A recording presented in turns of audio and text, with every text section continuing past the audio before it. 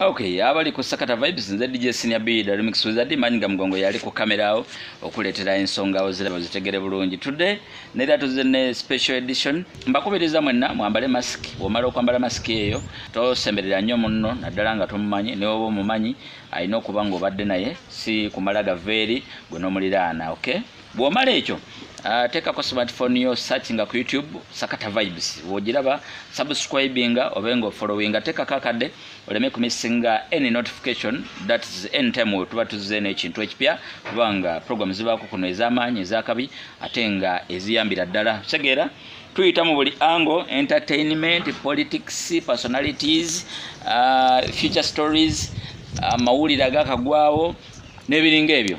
One more time DJ Senior B the remix wizard Manyinga Mgongo kamera gwe tuli naye ye MC Lumi awo enkomo kumutegeera amanya gagadalo kimanyi sigamanyi bakwitani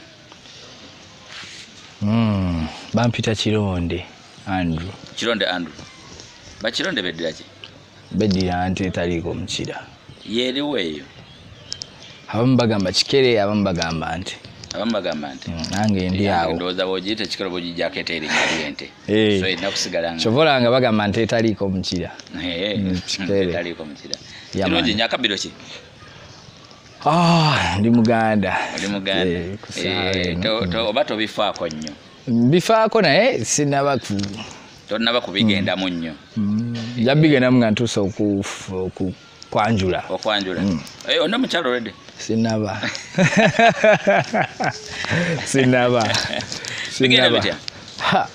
haso ya maayi nasebo bera nawe twali mu ndongo twali ku deba street club waliwo twali nga kyaka we twali wali tozze kola nga fenna tuzze kukiringa era yali street club yali street days were good serebyo life yali nungi bro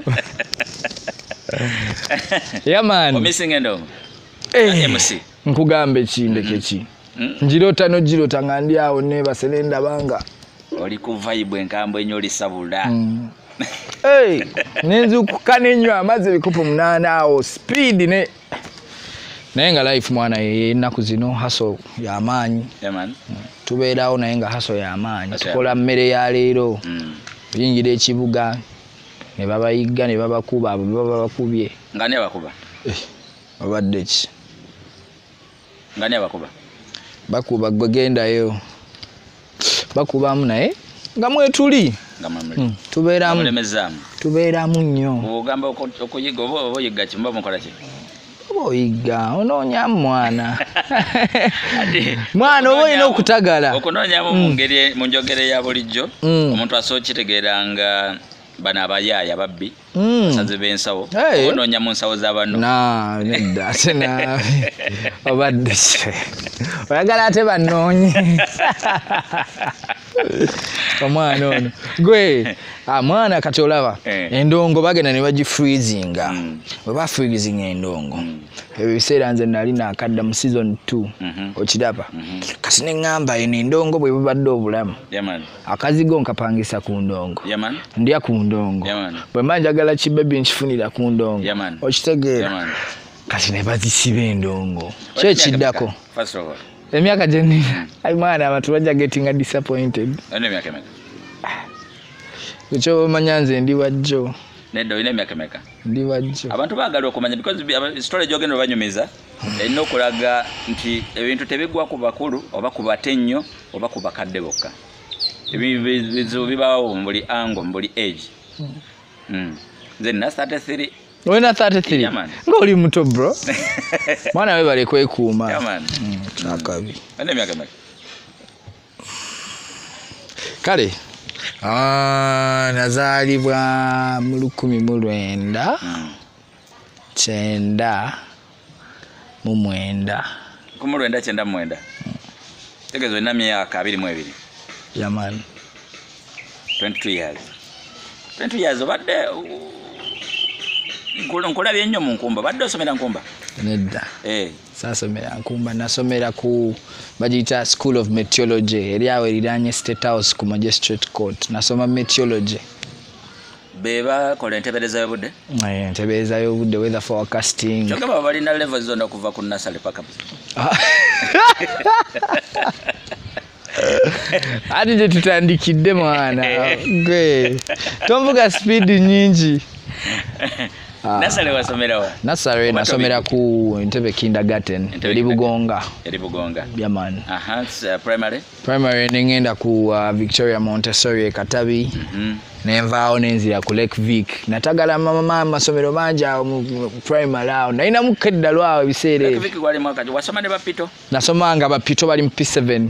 Nganze ndi mu P2. Nga wakaja mu P2. Yeah man. Ova ku Lake Vic? Neva ku Lake Vic nengenda ku St Agnes. St Agnes wa? Wali ku Entebbe Road? St Agnes eri Mbugonga. Olaba church weri y'Abakatoliki. Noyambuka mu bwo. Yeah, St Agnes eri awo primary. Wama. Naye nensomerayo. Enzukira twakwatiranga ensenene. Yeah man. Senene ebiseera biri ebikadde zaalinga nnyingi ate ng'ekkubo kuliko amataala. Yeah man. Kituufu nnyo. Ngatawo wembeera. Wali surround yao? Opposite Lake Victoria Primary School nganze nsula opposite. Guy bamuyita mugenzi Professor JB Mubiru. Yali asomesa Nkumba University. Wali soma teacher? Yakufuna atya? Jajja wange. Yakuwaayo. Oveeyo oddawa? Nenvaayo nengendako mu kyalo. Mu kyalo? Nakawuka. N'osomerayo? Busiro. Nensomerayo Jehovah Jireh gye namalira primary. Oveeyo oddawa? Nenvaayo nensoka nentagalamu nengenda mu kibuga nennoonyamu okumala emyaka 2. No, actually wakolera ne mu vaaka ya P7? Kwerabayo bwe nawa P7 nembeerayo nenfuna basare ku ssomero nga Jehovah kwe namalira yali abalokole kati nga pastor alisome nyini lyo ng'alina ne secondary school baliyita Dynamic. Nayo nengendayo taamu emu kati Busiro nenzibanga nali mpise bulungi ne bampa basare baliyita Busiro Modern Academy liri awo kumbi n'Emirates. Nembeera yawo senior 1 senior 2. Kati awo nalina muganda wange ng'akola wa kisekka.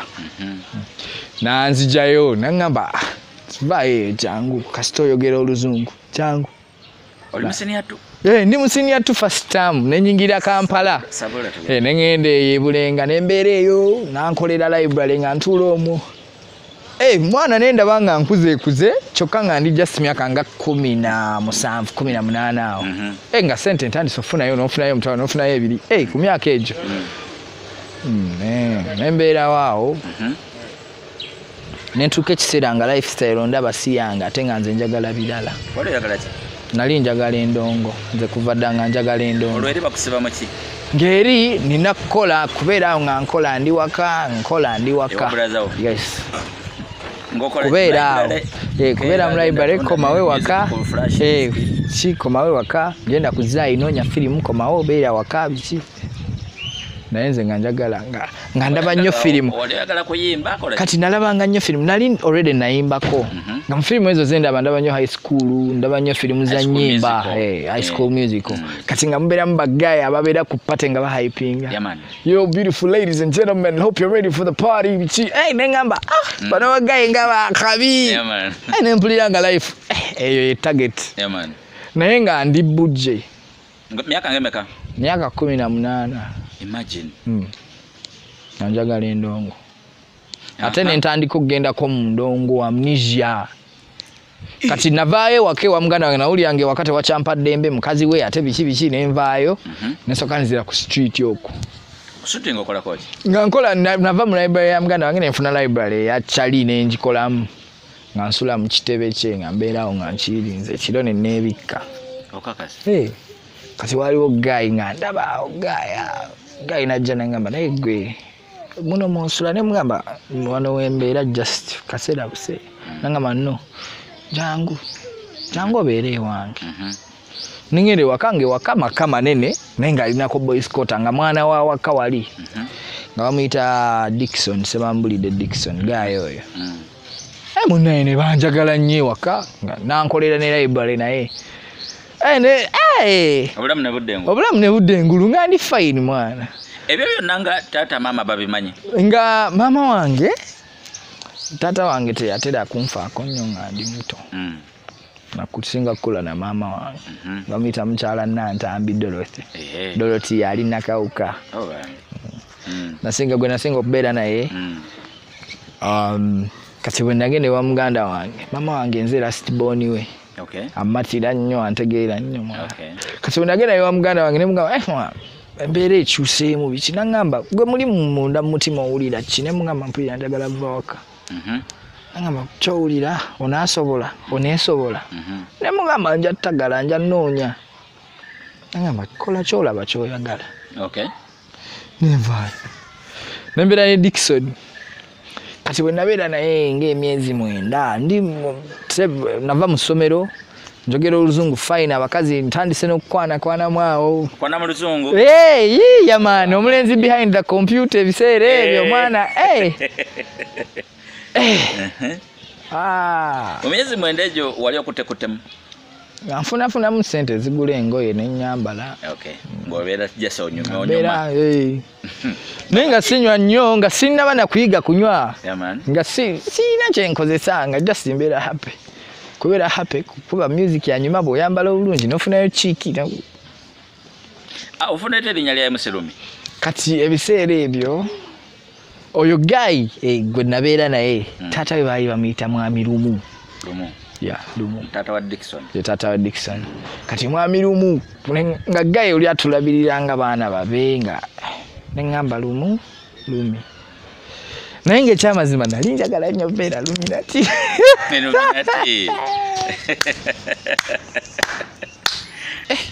bagamba balina ssente bagayi tebawunyikamu biki kati nga njagala nnyo okuntya ebiseera byabayanga mmula ebiseera ebyo nga bakajja nga mmula King Saha kati nga njagala nnyo okuntya ndi mwana wa mu kibuga street nigga neŋŋamba Lumi so erinnya ligwayo nti MC Lumi AF name initials zange Andrew A kati muganda wange yali musiraamu gye nabeeranga baali bamuyita Ismail mugenzi yafa bambi naŋŋamba lwaki tosiraamukana naŋŋamba funa erinnya ne mugamba njagala bampite Fajil so ye AF Lumi Andrew Fajil Lumi F Andrew Fajil Lumi F yaman naye lwakuba ebiseera bino nagenda nempita mu kibuga ne bampaga nnyo ne baŋŋamba gwe oli mwenye nenyongerako MC Lumi aka the Mike Mwenye yaman njagala kumanya first time yo okukwata Mike wayimusinga olwo olina ekikwato kyo kiri ekya firimu nina ekikwato ekya firimu manyi kwambala suuti genda ku show olina kubeera ku stage ntandika okulaba ba DJ so nga nkyali eyo jjajja wange ow'entebe jjukira gye nali nakulira all the lifetime nagamba Andrew akola ki nalina anti nga bamita Irene naye bambi yafa cancer yali akolera ku Waterfront nga accountant bamita Irene nalooga Irene yafa cancer omanyi namubuuza nake mabega buuza Sani Chali nansekerera busekereza oba yali alowooza nsaaga sorry bambi Irene yali anti muganda wa mama wange so ne baŋŋamba no Andrew you should come back oddemu osome nenfuna chance naye ŋŋamba no this is bino byonna nja bisanga nenzirayo ne bantwala ku Tebeses. That is 2015 bantwala ku Tebeses excuse moi jukira nali mu senior 2 first term bwe naviira mu kyalo ku Busiro ne bantwala Entebbe ne banteeka mu senior 3 jukira mbadde siri mu ssomero mbadde nfuna kasente bantadde mbaana bato balabanga abaana bato ne wankubadde size yali eyo bambala kinu ndi mu senior 3 sirina kyemmanyi naye nga kiri kimu ndi street nigga era olwatuuka ku Ntebe assessment nofukirawo sita because gwe wajja nambeera za sete ng'ate bali baana bawaka nafuna kyali wange ambeereddewo ebbanga erisinga obunene mu bulamu bwange bamuyita James Kulubya Nadduli Kitaawe yennyini garage gye nkola ku ssaawa eno. Sorry. Nice. Ambeereddewo we nabeera omulwadde. Ye yankima ne mu ddwaliro ku bbanga lye nali mmazeeyo. Gayo nze namusanga. Kati yandaba nga ndi stranded bwe bampa pepe yasooka nga siina kye mmanyi nga nawandikako erinnya ne njibikula bwenti. Ngizaawo. Bamutunuulira bw'ati. Naakola eye n'agimpa. Ne muwe yange n'agijjuza n'anziriza eyange ne muwe eyi. Ne mbeera mu senior 3 nga nyimiriddewo ku Royal Guy. Nga tuli basatu ne Guy bamuyita Ande Moon Munyweza. Nga bwe tuhasolinga ku ntebe SS. Ne nfuna baby nga baby balinamu kasente. Ne mbeerawo lifestyle n'ekyuka bweti.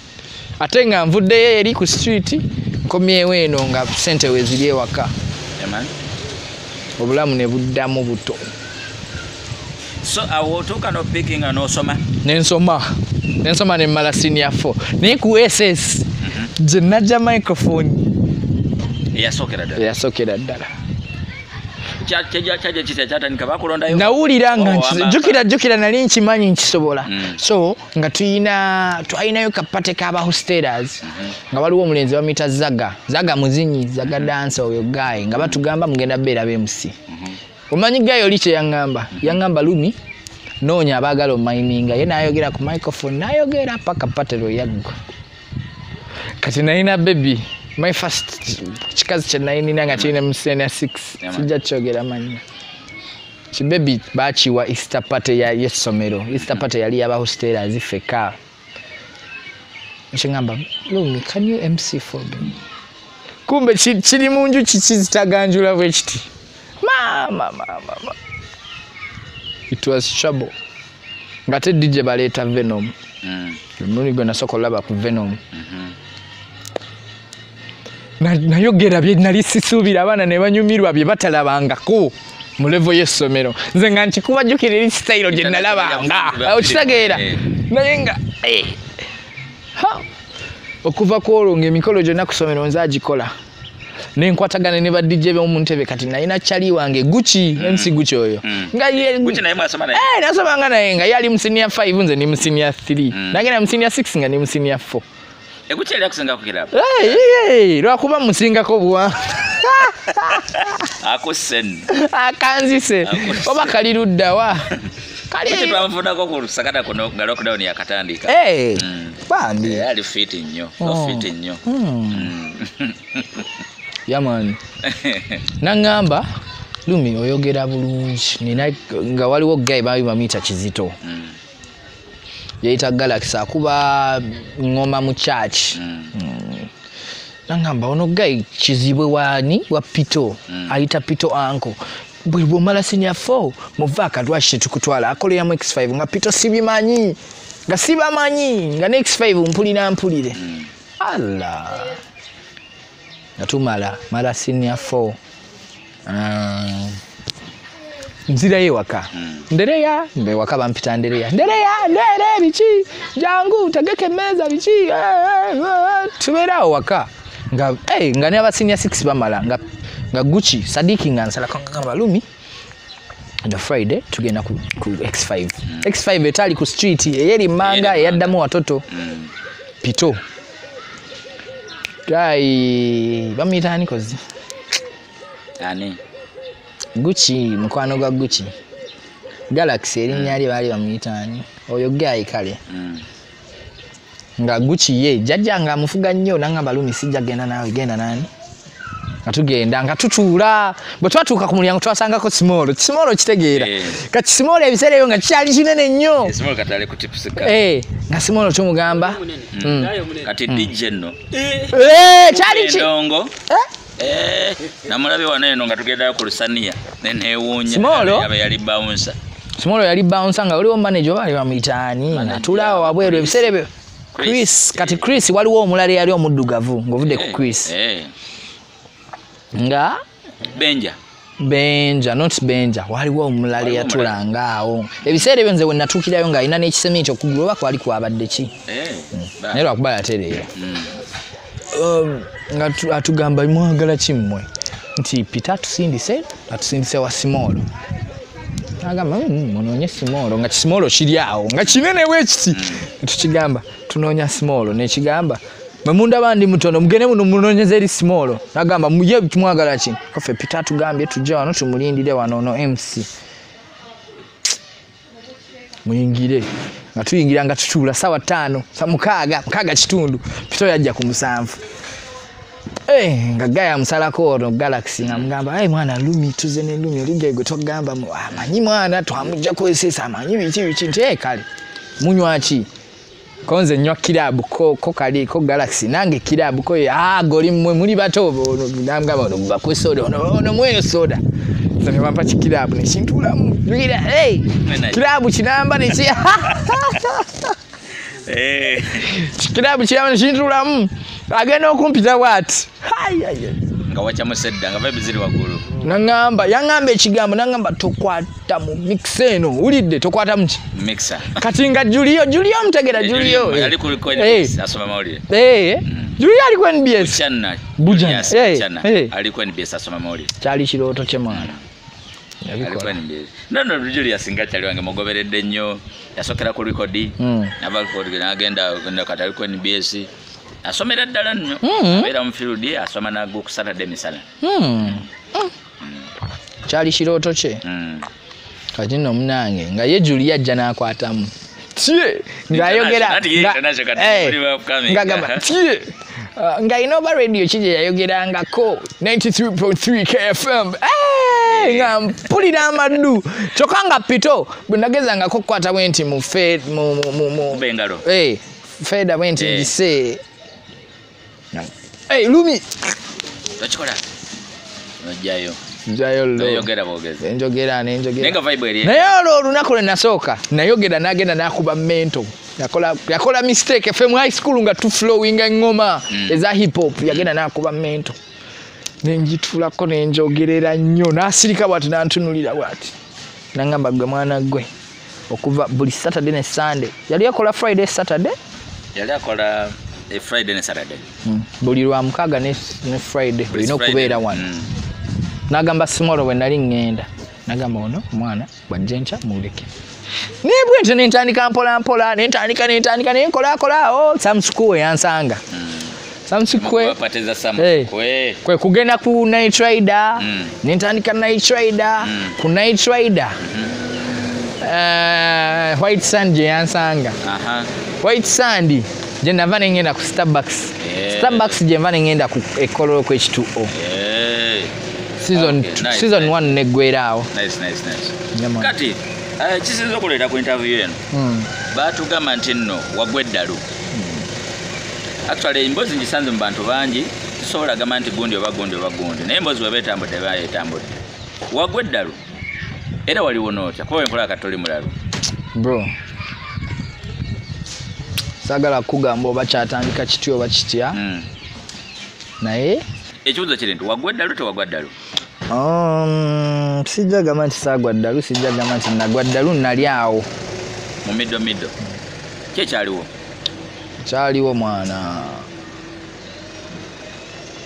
abantu abasinga mwana bwe batulaba Lumi yali atandise okukola bwe yatandika okukola n'atandika shisha bwe yamala shisha n'atandika bewa bwe yamala bewa nanyoka bwe yamala okunyoka nanuusa bwe yamala okunuusa tugende mpola kuba kati mulimu byogera nga basinga tebabimanyi byebyo byenjagala siina birala byensobola kuteekawo ebyo byensobola so katono nnyo shisha buli omu amumanyi okunuusa kwekola ki kunuusa coke kunuusa ice ekyo bakikola batya gwamanyi kati labayo ebyo byonna baali babyogera abantu ina mukatono bewa kyeki bewa sigala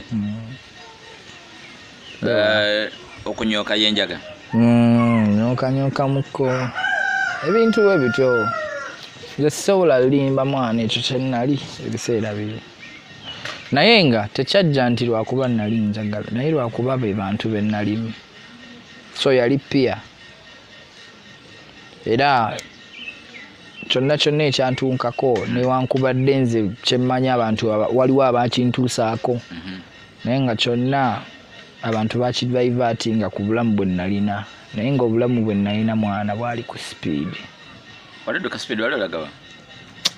nalina ebirooto nga ndaba nsobola okubikola mu kiseera kitono naye nga benjagala okukompeyalinga nabo babikoledde ebbanga naye nga nze njagala bikolerawo bwe nali njagala kubeera ku TV nga nkola show z'abaesiko mwana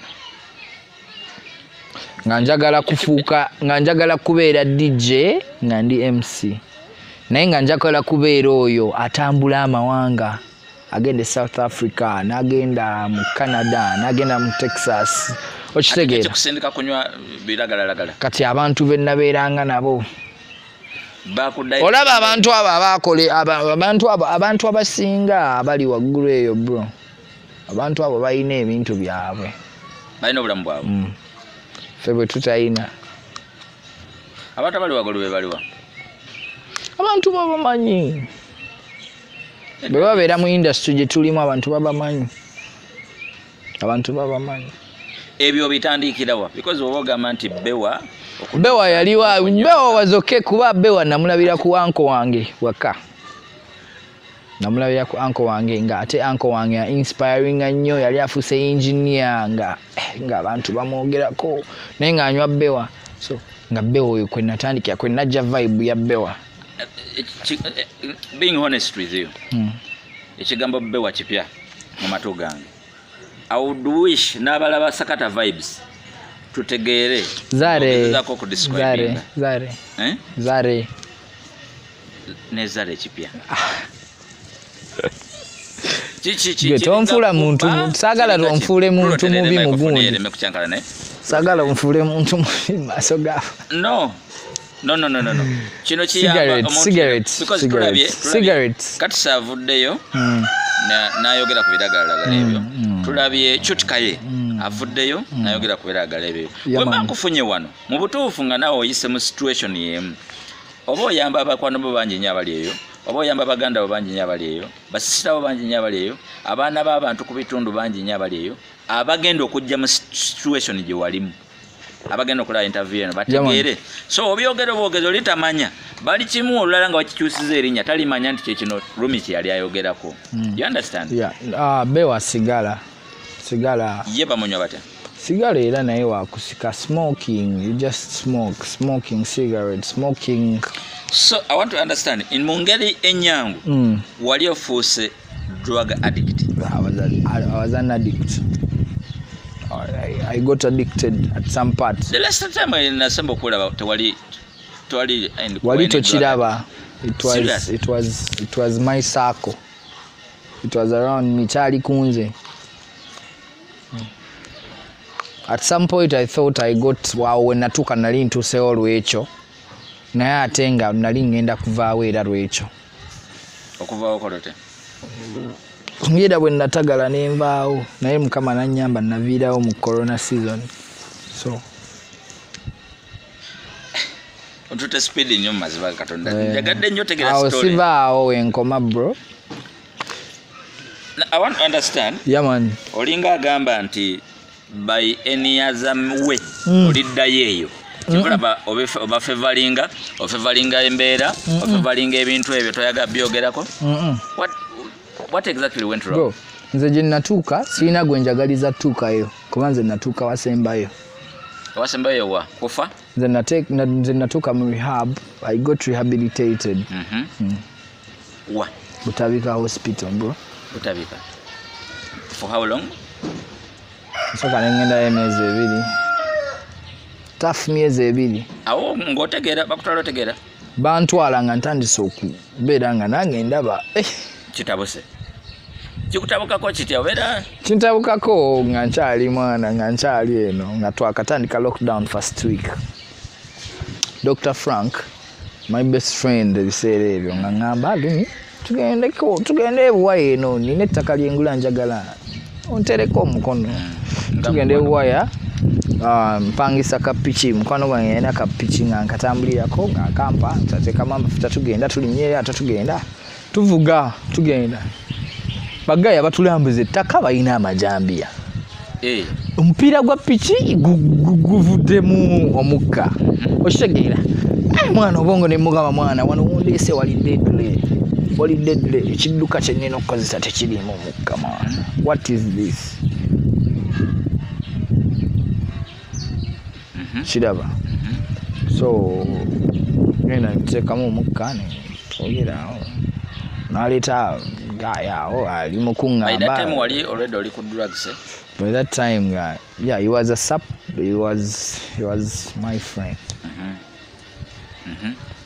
so masoka kweyo kyamweno ne mugenda twasoka mubiri ku no tekyali ekyo bwe twatuuka eri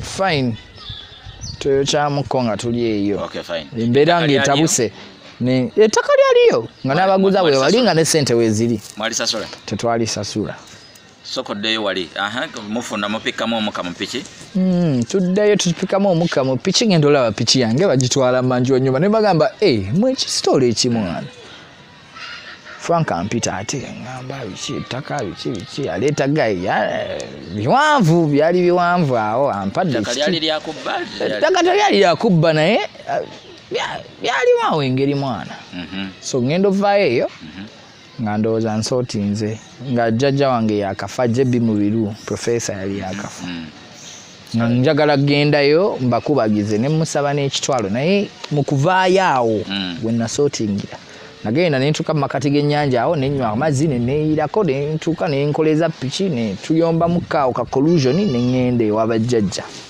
geti natomera ntomere mwana oyingira munda bagamba kitalo biki Frank yali ampadde akatwalo ne nkabawa ne nvaawo ne bagamba omwana abadde ki ntuuka ewaka abantu balaba sikyali wa bulijjo olonga oli ki olonga sikya ngoyogera weka nga njogera bingi njogera embeera bro watofudde so tunyumizamu ku bigambo ng'ebimu ebyatiisa byewayogeranga byatiisa sirina bye nayogera nnyo byatiisa naye nina bye nasiiga ebyatiisa ne spray ne wasiiga ebigambo ng'osirise ofuuwa bufuuyi ku kisenge bikyaliwo room bagipaintinga navaayo kati tuddeyoko katone buwaya because embozo gibuusa tuddeyoko katone buwaya bw'oba ogamba nti no wakiraba nga mukomawo mu lyato n'owulira nga nawe teweetegera bulungi nga weetaaga kunaabako okunywa amazzi nanyanaga nnyanja kyekyali eyo I don't know piki we bagitwala emanju I don't know what happened bwe twali eyo naye nga buli kimu gye kyatandikira so oyani yali ani yakututte Frank my best friend Dr. Frank sikyamulaba mwana yalagaba gyali mu kitoolo mwana yakola n'ekiduuka ky'engatto kati katono nnyo yaman baŋŋamba sitole mbadde nzifuna nnyingi ng'ogyeko lyaŋŋamba nti nno wagwa eddalu because eyo yebadde climax y'emboozi wanga mboza yatuuka atya okugwa eddalu lumi gwemmanyi nga bagamba mbu yagenda kufuuka Illuminati mbu yalemererwa okukola ebya Illuminati n'agwamu eddalu ate ekyo ebyo byebisoose gwe gusoose biwulira gwe gusoose sibimanyi ebyo byo because watatandika n'ogamba nti wayagala nnyo okubeera Illuminati ne ŋŋamba sayagala beera mu Illuminati nayagala kubeera nga ntiibwa nga Balluminati wayagala kubeera ng'oli rotated with miserables not miserables to be to have to have an extent of respect like Idi Amin's respect that is miserable you have to not vibes cartels but okay something like sigaza justinga omwana bwajja n'agipakinga bagamba oyo lumi kamiyoni atiibwa that kinda is he Illuminati but his life is treated with miserable life true but me I wanted something simple but that kind of kuba mwana nze siza misango so ebwaya mwali mugeze ku joininga Illuminati no twali tugenze kugula ttaka straight ttaka ettaka lyagulibwa lyaliyo yali yeyongerako gaziwa kyekyabaawo yayo gaziwa ebyo bye byabaawo nze saamanya byaddawo. Kati kambuuze. Because we twatandise wagambye nti izaali drugs ze zaakuliidinga. Bwe baagamba sizo bro drugs nze nali sikozesa drugs nyingi nga ne bwe nkozesa nyingi nzikozesa lwa lumu nze nga ndi herbalist bro just to feel normal nali rasta nga feeling normal okulaba movie yange ku chillinga meditating around that was all then I go to work because nalinga busy naberanga busy bro. Nakusaba kwa kumirimu n'ogaana. Yes, naberanga busy. Naberanga busy kituufu. Ngokola ku beach. Nkola ku beach ngenda mu mabaala. Yes, nga mbeera busy. Nga sibeera Wangamba kombo nze ndi record gy'okola n'abaani. Ne ngamba Rumi ngaleesa amaanyi. Bannange ng'oli muyaye. Samu sukwenda ngamba senior kakana, senior bikakana. Ha, Sam. Awo matino najja nangamba senior B olero ko DJ nanga ndiro ko MC tukole abana baluzungu baveko nangamba ngenda okulaba tengusanga ku winde international musali ku winde ojekide ku night ya toss me twaberanga bro. Yeah man, yes. Big up on yourself. Big up. Yali hustle ya man. Yali hustle nayenga a very hard working youth. Yeah, hard working nayenga chenkola nchagala. I feel what I want. I feel what I'm doing. But omuntu yenna ali focus ku duzi yo vibe. Yali yanjawulo. Ate nenkwata ne ku bantu. You understand? Nali sigenda nzekka. Nga sireka genda nzekka. Kituufu. Nagendanga nabo netwevuga mpola nesigenda.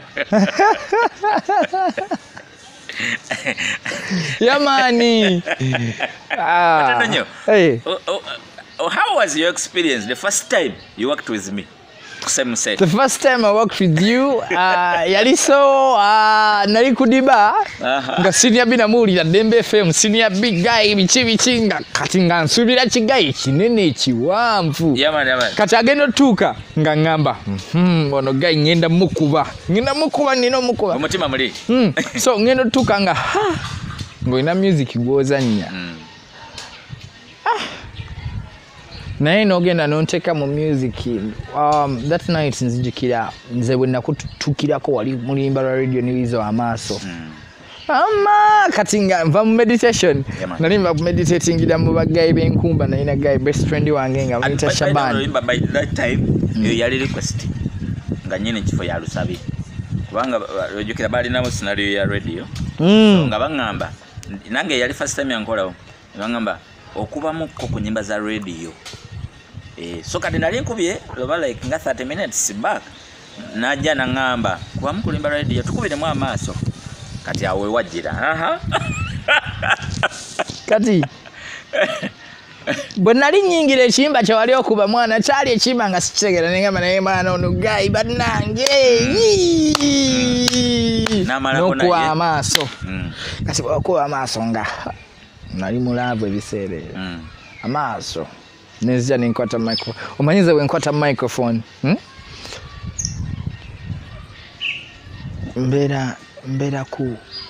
mbeera nina ekirombe kya gold kyensima ng'okutte microphone. Wulira ng'obulamu bwanjawulo nnyo. Mpulira nga ndi mu gold nga nsima gold n'amaanyi amanyitirivu. Yes. Obugagga obutali ssente naye obugagga obw'obulamu. So kyali kitya okutte microphone bwe nakwata microphone bwenti. Yes, ng'oli ku kideeke ky'omanyi okibeera mu bwoti n'okisaanikira bwoti ng'okiri. Yeah man. So feeling oluyimba lwaleeta vibe nempulira nga ndi ne DJ wa radio nempulira nga ndi ne DJ gwe nnina okukola naye. Okay. N'olukuba. So ebyaddako byonna history. Nga toli nga nga nkwata feda n'ekisala. Nempulira nga omutima gukakanya. So no sinking and DJ. Yeah man. It was a good vibe. It was a good vibe. Though oine nyimba zonze mwana omanyi nze njagala nnyo bera urban. Oine nyimba zozo okuba nempuliranga. Senior B bana. Kivuddeko ku line yo. Ekyana kino. Kivuddeko ku line. Naye ate n'oleeta n'onsikaate omulundi gumu ne ngamba. Ositegeera sagala relating bwe relating ku pictures za season 1 binyo pictures zange ez'ebire ebiseera ninzo relatingira ne gamba kyaliwo ekitinga bwakikolanga boti nga nkiweratinga nti omwana yakola bwati ne bwati n'akola bwati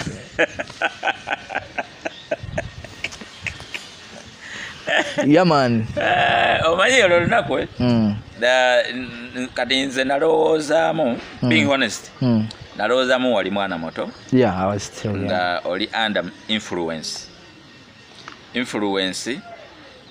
bw'obeera mwana muto of course obeera olowooza nti kyoyagala buli muntu kyayagala ekyo kati nze bwe nakufixinga awo nemmanyi neŋŋuma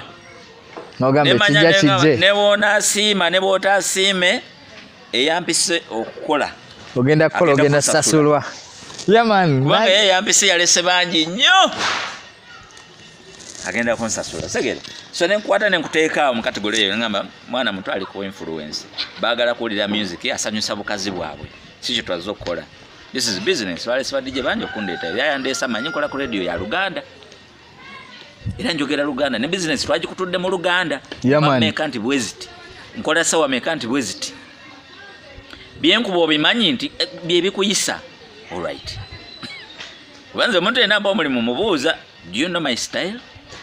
Do you understand the style? I am my favorite local DJ. I know. Respect. Hey, respect. Favorite local DJ. By any chance, nenkubamu urban oba any foreign music, that is a chance. Expect 100% Ugandan music. It could be urban, but Ugandan. Chovola banjagala tukoleyo non-stop vibe live. Ngaye yecho. Omanyi njogera nnyo Oluzungu, njagala njogere ku Luganda, njagala mpuli kikenga njogera ku Luganda. Olabe kina kwanguyira ate nali kwagadde mu Luzungu lwo. Abantu balina okumanya Musirumi mu Luzungu lwe ku tachi yange. Yes. Si kirowoozo kibi. Because abantu abawulira Oluzungu bangi kati no uliriza abantu abawuliriza Oluzungu bangi abawuliriza ennyumba ez'Oluganda nga zibanyumira naye nga tebamanyi biki. Nabo bangi nnyo. MC w'Oluzungu. That's what I'm talking about. Kati kankuwa ekifaananyi kino njagala kuwa ekifaananyi olabe ebifaananyi byengaba. Kati awo kankuweewo kifaananyi kya firimu. Ekyo kyoyogedde kibeera nga bogamba nti horror naye nga it's an adventure horror. Nga mulimu ebintu bibiri omulamba horror nga love story.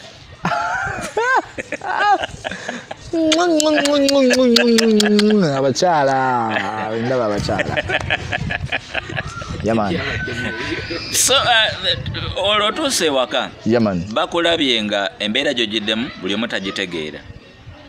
Waddamu wategeera otya nti kati bitabuse bakugamba nti batagatwala mu ddwaliro. Nali nkyabeera nzekka ntuke waka biki ku muzigo biki.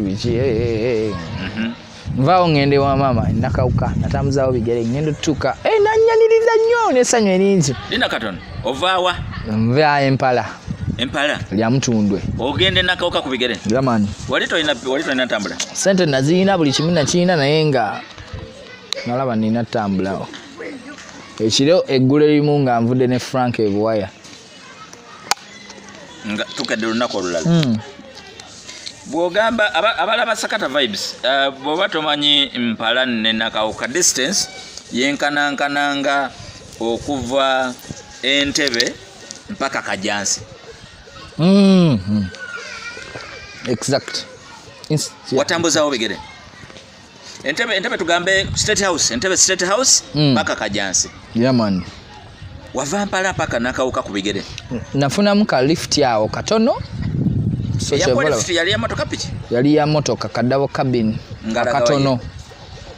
akayongeza nga agenda nakawuka mu town yanzija nga sisaawo natuuse nakawuka esisana olaba olukindo we luli olw'express ne weeyogerako mu maaso ne otambula nampiki awo nanteke nakawuka mu town awo kibanga muntu kukujja kitende ku kooti nakutwala ekajansi yaman kumpi nnyawo kati awo nentambulawo kati nze wembeera ninanye saha king saha wabeera mukadde wabeera okay so awo si gundi nakawuka katalemwa mu nakawuka obukusu embadde ngenda gamba eno gye balima mayiruuni gye gundi akalo bakayita nsagu ogerayo nerabiddeyo kigenze kijukira tujja kyogera so otuuka ku mukadde wali omukubidde enzija no namugwako wasalako obusazi nanyaniriza bulungi naye ng'alaba olwo yambadde otya nga sitaba wali bibyo nali ntidde mu kkubo nasimbula mwana ebyo biwanvu watambula kiro misana natandika tambula kiro the next day ekiro lwaki kiro wasiba olowooza olwo nge wakobeerawo naani wano wava nebeerangawo ne Charlie wange bamuyita Austin Charlie Austin badman wamulekawo amulekawo akyaliwo Austin nga mpandiise n'ekitabo nga nkikozeemu eddaame diary yange namugambe kyonna ekigwawo kyekino nakino kyatandise bwe kiti nabwe kiti eggulo limu bwe kiti ne bwe kiti kiri bwe kiti watuukira okufuna obwongo obugamba kampandiika ebintu bino bisigalewo that is kind of right composing a letter explaining your status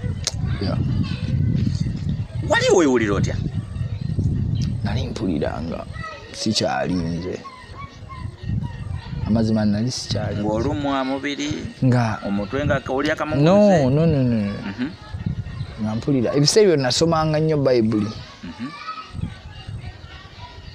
kuba ekyamazima twalina bingi bye tukola mwabaani nze ne Frank oyo nga tulina bingi omuli sijja bimenya okyagala kubiddamu takyali sitayiro yange nakyuka obulamu bwakyuka nina byenjagala nina byengoba tutambule n'emboozi otuuka ku mukadde tukamukwadde tubeeraawo olunaku olusooka neebasemu muzukuseemu amaaso tegavaayo mbumyufu ndabika nga alina otulo buli kaseera watuukira oba enkeera yaman datsemude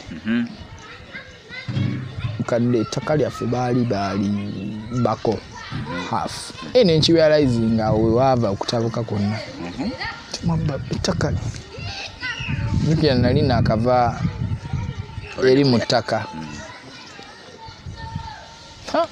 natabukira bbo paka kuvaayo nensoka nenkomawo kentebe nga mukadde takwenakoze navaayoko nengene wa sister wange gye banzija mukwano gwange Jim luddawa nateeta saidi zenateeta nvaayo nenkomawo entebe kati entebe ate gye naddamu tabukira ne bantwala mu facility ogenda nateeta nova nateeta nodda entebe ng'oddawa ewange erya mutundu ngenda mu rehab ani akujja entebe ogwokubiri ogusooka nakutwala mu rehab okuva bakujja bange baanko bange bajja ne mwanki ani abagamba nti rumi kyata maama wange naye nga abagamba landiredi yakuba essimu wa mama angamba takyaliye landiredi yakulaba nagezako okwogera nawe ate nga n'ogwasooka yakiraba before we nasooka okugenda kubajjukira nali nkomyewo obukomi kati katonoonya awo walina bakwano bo bangi ndowooza abajjangako newo mikwano awo bali tebakyajja oba bajjanga nga lockdown yali etandise okukaluba first phase lockdown season 1 so bwekityo bwe kyali but ningenda nembeerayo omwezi gumu mu rehab kati nawe otunyonyole mu rehab baba bakola ki baba bakuba mpiso kibooko kati nze ate nno nze bwe nagendayo nali nze kuba bampa n'ekipande n'ekisoma nga byensoma byebyo nga n'okutyayo ntyayo njagala kuddaka okitegeera nga ntegedde so tebankuba mpiso nze bampa bu uniform bantwala mu ward naye mbeera mu private ward. Uniform efaanana etya? Green uniform. Okay. Naye nga mulimu ebiwagu bingi. Mulimu colours ez'enjawulo. Waliyo colours eza muyenga, waliyo yellow, waliyo eri ewalala sikyabijjukira bro. Naye nga mbeerayo omwezi gumu ne banzijayo nenkomawo. Nga nawe weewulira oli okay? Yeah man, eri bw'otuukayo bro otereera. Bw'obeera wakageuka otereera. Pozinga nga kyatamye dda. Ebiyiso bwe bijjiramu biri ebikambwe naye nga waliyo empeke ziri enkambwe. Empeke nga zikuzijja. CPZ n'ogimira emu oba bbiri. Sawa nga nnyanga oli wansi tovaawo. Nga weebase? Yeah man. Otulo oba? Otulo nga ne bw'ozuukuka toyimuka. Tosobola. Kati nze byonna byescaping.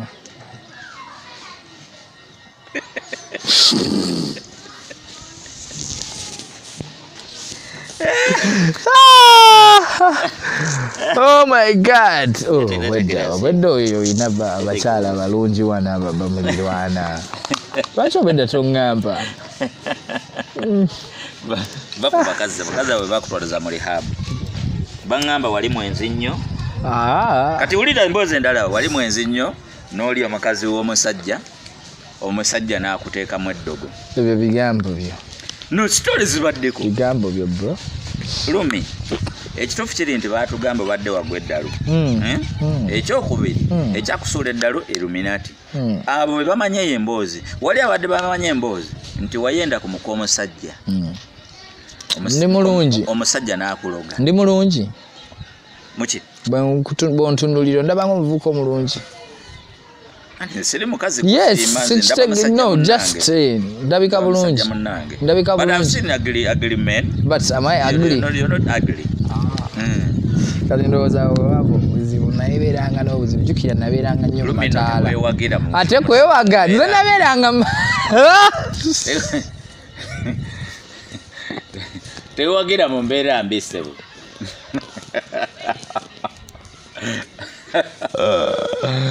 No, senior biki bino yo. So round one okomawo. Nkomawo. Owonye weewulira naawe. Nga n'abakulaba n'abasawo bagamba onaddeyo talina mulungi. So come back, be around. Mbeerayo wa mami. Bakujja eri bakutwala wa mami. Mami akulabirira awo. Mbere olya. Olwedde tuli mu lockdown. Olotomisinga drugs. Nga nzibirira. Olobirira ki? Simanyi. Okay, drugs. Olobirira drugs. Draga. Yali emu. Nerumi. Omugaso fidi. Abantu njagala bategeere ki?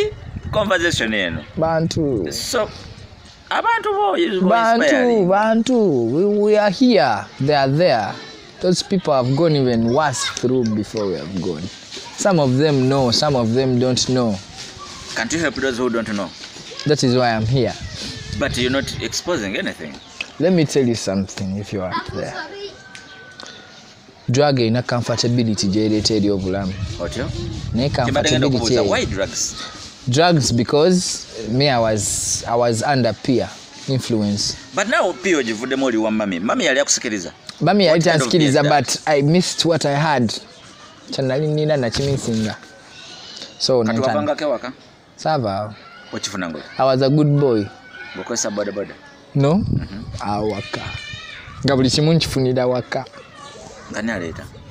Nina kachali kange kazeeyi kabeera awo waliwo karumu kali awo kalima enda majidu bakatomera kali mulago bambi kasebo nga kekayete ekiti netwekubisaamu awo netunyumya netuseka nentandika mpola nenkimanyira paka phase 2 nenzirayo By the way Majidu yajja phase 2 nga nkomyewo paka nakati siddangamu. Phase 2 yajja Phase 2 sina na kye nakozesa. Naye sina kye nkozesa naye naddamu buzzi. Nempulira nga sinze. Mami nalaba nga siye. Wayogera oba yakulaba bulabi. Nayogeranga mu kkono obukambwe obusungu bukyuka. Tempe ekyuka. Ne bakuzaayo. Ani? Mama kulina yantwala. Nagamba Gomanyi mama o, gomanyi mama o. Mama. Hey. Katola mama yatuuka awo. Nagamba no mukomezaawo. Tough. Kulikayo nyabo. Pana. Lumi. Jamani. Tuli kusala yebutabika. Yebutabika. Sidangayo. Goyagala okuddayo. Omanye ekiriyo bro. Kyekire yebutabika. You don't know. You don't need to know. Bali abayaye beekuba. Bali abayaye balwanira emmere. Bali abayaye mubeera awo. Lije eddagala libabeeza awo bro. Ate nga nze nali mu private. Nimba. Sirimba. Gwe. Do you know what it means? Mami we yakuzaawa. Lwe navaayo oba lwe naddayo? Ogambe toddanga. Sisigera ntwala speed bula. Yes, fine kankugambe. Kati mami yajja okundaba, yajja ne ba Jim. Jim yalina mukwano gwe bamuyita Peter. Peter yali mukwano gwange nnyo. Peter kati yagenda Dubai. Big up Peter. Bebanchima. Bebankomyawo ne bankomyawo entebe n'embeera ewa Jim n'embeerawo for some time. Nenfunamu obulwadde obulala ate. Obulwadde obulala nabupiikinga kuva eri nga nteredde naye nga nina obulwadde mu mubiri. Bulwadde ki? Ng'omukono guno gukankana weegiti. Ezo effects za addiction. Tezaali effects za addiction, zaali effects za ddagala. Eri. Ng'olina okulibeerako. Nga nina oddibeerako paka lwe Jim lwe yaŋŋamba no, you should leave this. Bino bisokobo biwemu time. Era bwe nabivaako wayitawo weeks entono omukono ne guwona. Nga sikyasobola kuba nali mbeera waba Jim naye nga ninawo embeera nga Peter alina emizigo naye nga Peter ayagalayo akasente mwe bateeka ebintu byange sikyasobola kwe kuddayo ewa mami. Nembeera naye paka lwe nkomyeyo. Eno season 2. Kati eno season 2 yejjiramu ebigambo ebyo ebimu byenjogera byotategeera. Ye season 2 mwe nakoowera abantu. Ye season 2 mwe namanyira mikwano gyange. Ye season 2 omuli abantu abajja ne bancalira ne bandabako ewa mami. Ye season 2 omuli ba DJ be nakolanga nabo amatankubira ku ssimu naye ng'ennamba y'emu. Ye season 2 omuli abakazi be abaali bakazi naye nga mwana gyali misege. Ye season 2 mwentegeerera emikwano n'abantu be neetaaga ombeera nabo mu bulamu bwange. Obaawula otya? Bwentyo bro. Wali osuubira kingi nnyo mu bantu nti wali disappointed Rumi?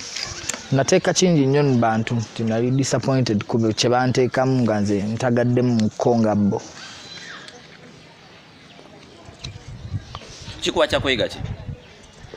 Nti abantu bagenda empola, kola ebibyo, tosuubira kingi mu bantu. Omuntu bw'avaawo ebintu bye tobifuula bibyo.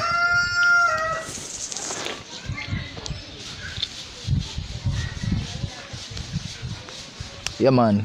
Okyakozesa drugs? Nywamu. Teguku affectinga? Nywamu. Oba tonyweddemu baki? Nywamu era. Bwe mba sinyweddemu era nywamu. Okyafuna effects ziri? Neewala kuba gye nali saagala kuddayo. Newankubadde oluusi kale ntagalamukko. Naye nga eri saagalayo. Era mwana kansoke nkubuulire. Omwana ali eyo wegendereze nnyo. Kubanga kiyita bingi bw'oba okitandise. Naye enkomekkerero si nnyangu ebiseera ebisinga. Beebereremu. Kyekyokka naawe. Ki ekiddako?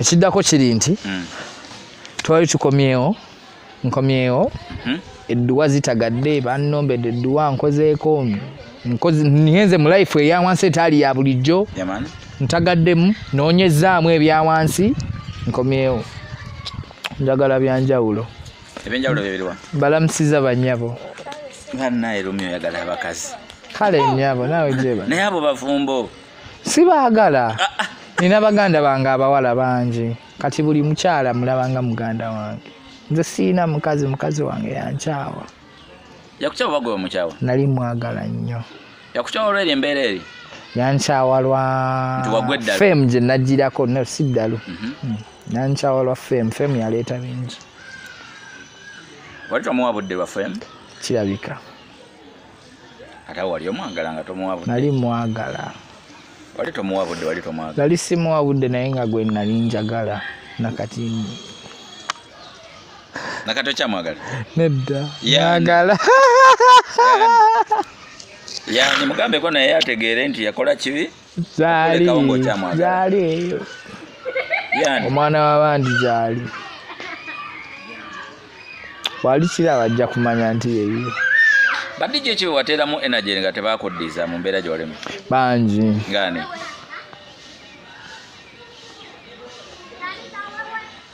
sataga kwogera sibyo be free wano Sakata Vibes tetukweka kintu era nze maze ebbanga awo lwaki oyiwako wansi n'abakyali bange abaafa bambi abaali banywamu for the foreign soldiers foreign soldiers obawaako may them rest in peace rest in power yeah man so tubadde wa bakyali bagenda kungamba badijje yeah man nze nkoze ne badijje bangi nkoze ne ba Silk Stewart yeah man nkoze ne ba Pito yeah man nkoze ne ba Naselo nkoze ne badijje bangi bro sibajjukira bangi baneri ba Observer ba mwana badijje bangi oleva gyobaddeko nga bino byonna tebinabaawo badde weerabawo mbadde neeraba mu ngatto za MC Mosh mbadde neeraba wali Esco mbadde neeraba nga eyo gye ndi ekirooto kyo badde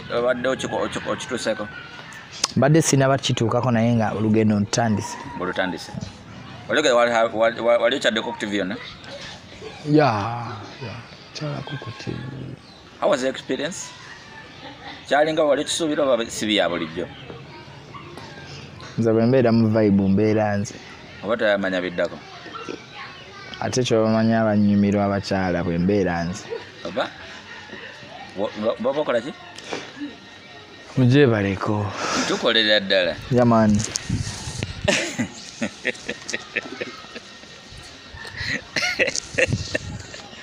omwana mzerumi by any chance osuubira okuyingira Illuminati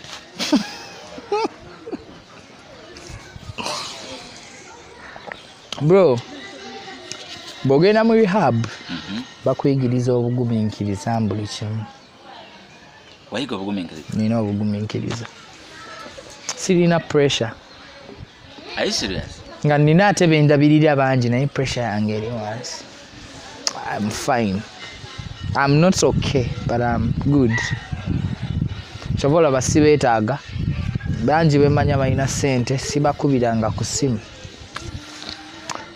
katono kenfuna kekange bwe mba sifunye nensaba Katonda neŋŋamba Katonda nkimanyi abazungu be bakuleeta simanyi oba gy'oli oba toliiyo naye wayogera nogamba rehabolist yaman okyali nowadays ekijja kyekijja nana just ndi mu society yanjawulo ndi basajja bakulu basajja bakozi basajja abatali mbiri abali mbirala si ba kunyonka byakunywa so it's a different life and I like the life I'm in singa kolona badde taliwo obadde ogenda kuba wabbanga kyokwachivinga goliyo nandifudde mangu lwaki nali ku speed nyingi okay tugambe kyajjawo nga kolona taliwo kati oli bwote oli fine wali badde okuba endongo nandibadde nze kiroto kyange si kya mu Uganda bro. Kiroto kyange nze nakopanga ba Fire Kyle. Fire Kyle bakola mu US, bakola Canada, ne bakomawo mu East Africa. That's where I was heading bro. But DJ Puffy. Olina bana? Go ina bameka? Ina basatu. Boka. Webale. Olina bameka? Nina omu. Yani? Bamita Amira. Amira. Muwala. Oli Muslim? Andrew. Fajil. Kunoga ise.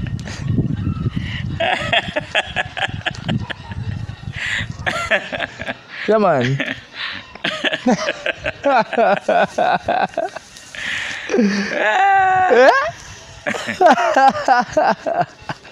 Mama wa mwana yani, mama wa Amira yani. Mama Amira bamita Shamira.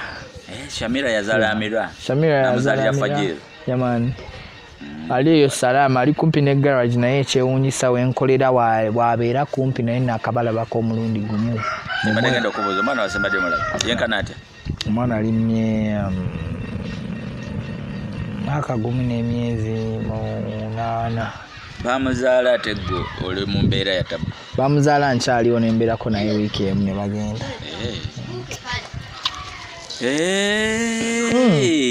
Wamanzijukira oba wansangako noŋŋambako nti mwana nafunye kibebi. Oba wansanga. I think ndoza lunaku lwe twasemba meetinga. Wanzijukira lunaku twanyumyanyumyamu. Ene wali international nga ndanga local DJ. Wali mpisa Gansini yabbi mwana. Wali tewabingamba tewayogera nakamwako. But era vibe yalinga olaba local DJ. Ngonsanga nango muziki gonkubuulireko ennaku zino I am so much inspired by Kabuto. Kabuto namugamba you don't know what you have. Wamugamba nemugamba oli wa kabi nnyo. Oyo mwana bw'anaafuna chance n'alaba kino njagala mubuulire tekyetaagisa kubeera nga oyogerera mu lulimi lw'abavandimu. Yaman Choli kyekyo nze Pito bwe yali anjigiriza nakopanga Fire Kyle bichi naye yangamba ekintu kimu beera eddoboozi lyo kyerikuwa ekyo kyerikuwa yego. Alright. We natambulira nentuuka gye natuuka nensimbibwa nenfuna ku $1 ne £. Yaman ne bampa ne ku mmotoka nennyoola. Abo baliwo abakuwanga emmotoka? Tebali bro. Lwaki tobayitamu? No. Si kikyo? Not my thing. Nasanga Kabuto ne mugamba good man. You are a gold yourself. Nangamba mwana ate kati mwana respect tujiwa mwe ne mugamba laba nono. Ne mugamba kati nze ngenda kulaga. Ngenda kuwa platform gwana amanya. Otikanko story. Microphone eno jimanyi? No microphone yange. Okay. Bwe nagenda mu Afghanistan Kabuto nagisikira. Afghanistan yewa? Eri muri habu. Gena mara. So namusanga nayo. Lwaki oyitayo ka Afghanistan? Ebiseera biri nalina mukwano gwange best friend wange bamitanga Tony. Nga balina ssente nga tubeera nabo Entebbe nga babeera kumpi ne St Agnes naye nga bazadde be bazimba balala mu kyalo. So nga bwakomawo ngasomera ku St Mary's Kitene nga bakomawo bamutwala mu kyalo ngamba mwana Lumi ndi mu Afghanistan lutalo. So nange bwe nagendayo yali Afghanistan namukubidde nako ne mugamba hello ng'endamba mpya nagamba hello who is this ne mugamba oli mu Afghanistan nagamba Lumi nagamba yo kodi emanyiddwa balwanyi bokka. Omaze bbanga ki ng'ovuddeyo? I think it's like 2 months because when I came back I worked nagenda ku White Sand. I was there for like 4 weeks. Same time DJ Wizzy nakolanga naye ku Winde. Nangamba mwana Ben yali akunoonya n'amumpa nanconnectinga ne Kings Sport nawo nenkolawo and yali ampa akasente akalungi, so I teyali had start. Nice. It was nice. Abantu bawe muwana singo badde tugambe nga gwe MC oli ku radio. Oli MC. Vibes kuba kati tukida tubate tuli music kati tusabulemu. Nga mungeri ki? Introduce yourself. Introducing us here no bagita Sakata Vibes. Yeah man. Ne DJ gogena kola DJ Senior B. Yeah man. Nali ku kamera Manyiga Mugongo. Yeah man. All right, beautiful ladies and gentlemen, welcome back to the show. This is 93.3 Sakata Vibes FM. Ate nga bampita MC Lumi aka the Mike Mwenye alongside DJ Senior B. Tugenda bera nga tukitambuza mpola tugenda tandikira mabega nga tuwaja mu kikadde nga tubadeta uptime, funky music, hip hop music to some R&B music. Paka kuli music yenna. Big up to Manyiga Mugongo ku kamera. Abachala bonna, big up to yourselves. Abachala bali mu quarantine. Abachala bali mu quarantine, kansubire muri bulungi, mulya munywa. Banaye omuchala yenna ali eyo nze ndi single man, tewerabira. Yeah man, mwebale kuwuliriza, kansubire muri bulungi, kansubire quarantine, tebatwala speed. Banaye tunoonyemu, twekuume, twewe distance, twambale mask. Yaman tubere bulungi. DJ Senior B agenda bera nga tukuba ekiziki kyonna tunyumirwe. Singa dream yo ejja leero. Yaman. Are you ready to be international? My dream is to move countries. Njagala nze kugenda kuchiringa mu Barbados njagala nnyo Barbados. Yaman njagala Puffy okitegedde wagwan. Yaman njagala genda laba Puffy, njagala genda wa Rihanna. Puffy simulaba akola MC mwenyene hype man we. Yeah, hype man we na ya ina shows ezimu. Hype nga badija balala.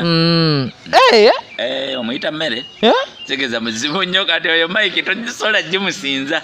Mama. Ku radio ye hypinga, ku shows ye hypinga. Ate namala kunga hypinga badija balala. Nesira nko MC na mu hypinga. Kati ekyo kyenjagala nonze. Can you imagine? Newonya nyongo tanso kuyiga ebidongo. Oyagala tujja komedimu. Yeah man.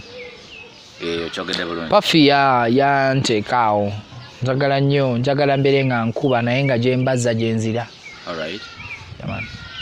Mada she wrote nembabuza singa tewawandika mada nze singa nze nali njagala mada yandiwandiise eki. Alright.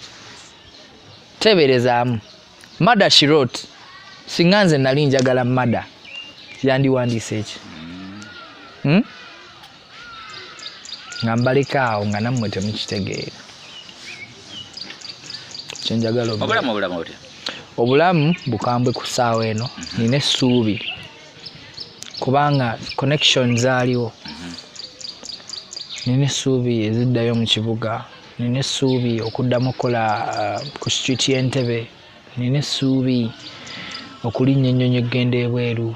East Africa, West Africa, South Africa, Africa.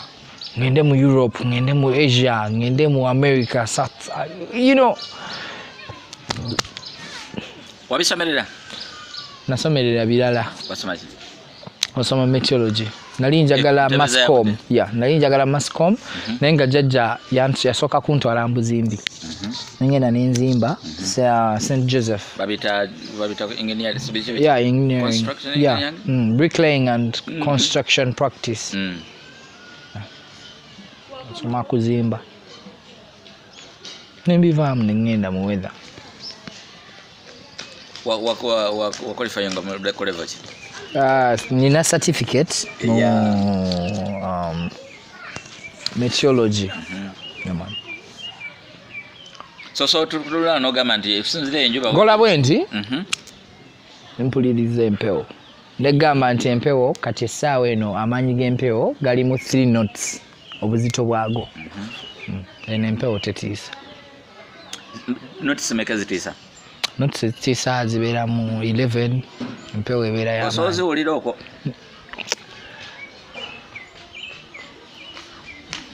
Science nawe mungi nnyo mu kusoda bwakazi. So manya kubegeda tonye. Nempulira pressure negamba nti embeera eno egenda kasana kagenda twokya okumala emyezi 2 oba 3 nga mpulidde pressure ya lunaku olwo.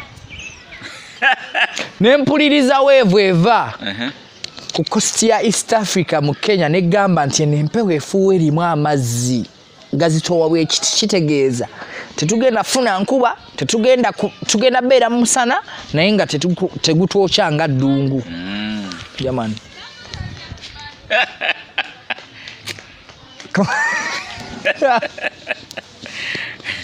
Kale, no problem. Yeah man. Wena wachali obayaga tumirako nga yeah man. Tukube na disco babo banji. Tumira bakuli okumpi randomly njagala kutumira Jim. Yeah man. Jim Kebe, Jim Makatha, muganda wange, thank you for everything you've done for me. Yeah man. Onkoledde bingi. Yeah man. Kudisappoint nze mirundi mingi n'osigalawo. Yeah man. Thank you to Ande Moon, muganda waffe kuva mu high school. Yeah man. Thanks to DJ Raymond White Sun Beach. Thanks to DJ Ronnie. DJ Raymo. Big man. Raymond. DJ H, MCH, Mike Maestro, maximum respect. Yeah man, DJ Ronnie Q. Maestro man. Momaji. Kirungi nnyo. Yeah man. Big up to big up to DJ. Twakola naye. Naye alakansinga ko bukulu. Yeah man. Haso ye amaanya atayina mukate ennaku zino.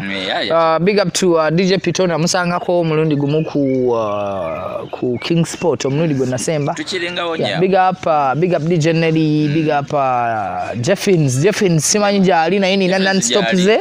Nungi nnyo. Tipsikao. Big up to Samsukwe webale nnyo emirimu gye wakola newankubadde wagikola bubi. Yakola ki? Bye yakola ye yabikola. Yakola biki?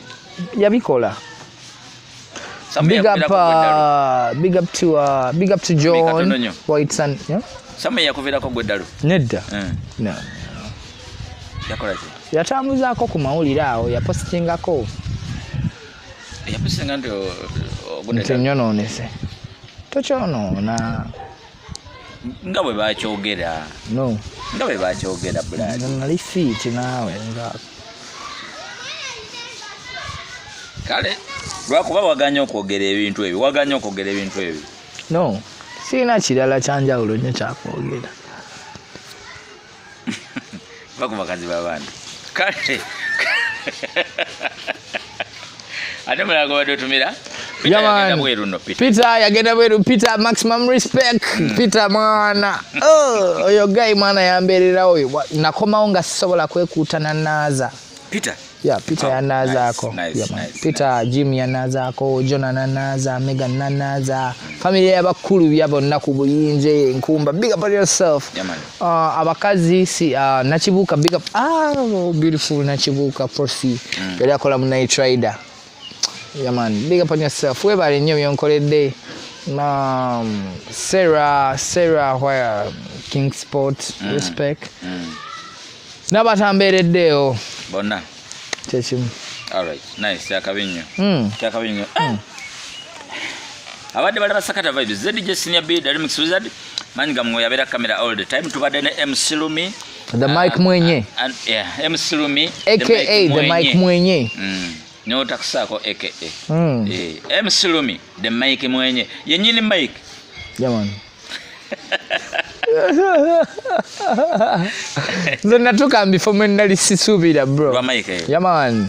Nganchiringa ne bakenzo bro. Diamond Platinum bajja nga tukiringa nabo. Bali Kiba nga tukiringa nabo. Ba DJ nkiringa nabo. Abayimbi nkiringa nabo. Wakola contact wa exchange nga contacts? Na exchange nga na esimu yange byatagala mu season 1. So season 2 sabisanga bro. Singa okwagala munsi. Kyensinga okwagala njagala nnyo baby wange Amira, njagala mbeere ne family ennungi nga nina ewaka walungi, njagala nzimba nakawuka ettaka lyange gye liri maama yampa ettaka, njagala nzimbeyo home, in-house home, ng'erina bar, ng'erina swimming pool, nga we have fun at home, my family. Nga nkola ku radio ne TV. Oh, nice. Yeah man, nga ndi mulimi. Yeah man. Yaman nima ne kubiri ebyange. Yaman. Yaman kuba nakati mbiri. Imbade ngamba kasenge. Kasenge. Nijikide kasenge. Yoba kakola kasinga obutebasa. Kalingama. Mama yechisemo. Kati Kabuto. Man. Ngera bogeze kigambo kasenga ayinza nokankana nga we muyisemu. I miss him. I miss his vibe. I miss him around. Kabuto is such a special vibe, like, you know. You don't know what you have. Nange namugamba. I told him naye nga ate ye gombanze. Bwe twakola is kinda catched up. Tunakolayo non-stop leero. Tugenda kola obudde tebukulese. Bundese naye twandikozeeyo n'ennyangwa ne ŋŋenda. Obudde tebukulese. Tukoleyokko katono tugende. Kale, no problem. Kale, no problem. No problem. Nsibule abantu. Basibule. Beautiful ladies and gentlemen, they call me MC Lumi, aka the Mike Mwenye. I work from Heights and Beach. I work with King Sport Entebbe. Right now I'm a mechanic. I work in Salama Road, Budongo Road. Jangu kugarage kukanikire motoka yo. Big up to everybody who has been around for me. Big up, maximum respect to my mommy, maximum respect to my sisters, my brother, all the hustlers out there. Maximum respect to the Rastas, Budi Rasta Jolly, Jafari, blessings to you. Yeah man, hustle hard one mu ghetto. Nino luyimba lwenkola. Ogenda kuyimba? Yeah, nali nyimba naye nino luyimba lwenkola lwa ghetto. And first word lusookamu, Mr. Politician, listen to this message. About the ghetto. Njogera ku baana ba ghetto. Njagala bamanye nti obulamu bwe basuubira bwe tulina okubona amatako tuyitamu ate ne fani weeri entonotono. Okitegeera? All right, nice. Yeah man. Nice. So, respect everybody. God bless. I love you.